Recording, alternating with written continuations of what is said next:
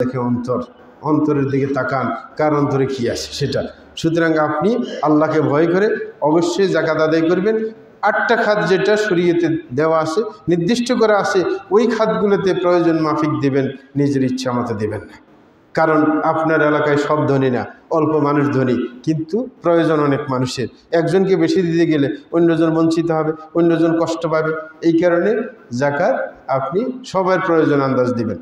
এই কারণে একজনকে দিলে তো অনেকজন বঞ্চিত হয়ে যাবে, সে কার থেকে নেবে? আপনি তো এলাকার মধ্যে ধনী, আর তো নাই।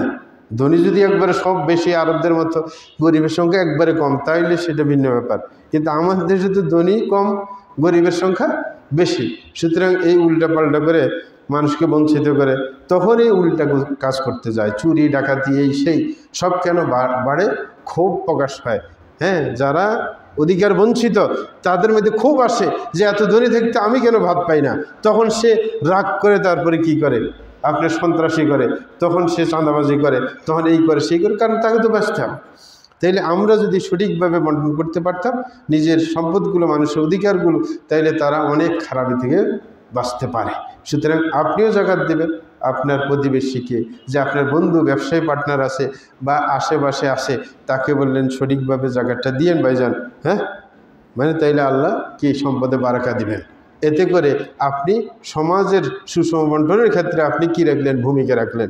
তাকে উৎসাহিত করার কারণে সে যাকাত দিলে যত সওয়াব পাবে, আপনিও সমান সওয়াব পেয়ে যাবেন।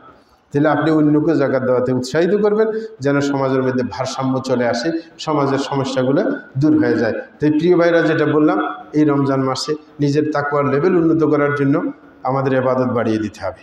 হারাম, কবিরা গুনাহ এবং যত পাপাচার আছে সেগুলোর থেকে দূরে থাকতে হবে। তাইলে আমাদের সর্বনিম্ন তাকওয়ার লেভেলে আমরা উত্তীর্ণ হতে পারবো, তখনই আমরা জান্নাতের আশা ইনশাআল্লাহ করতে পারবো।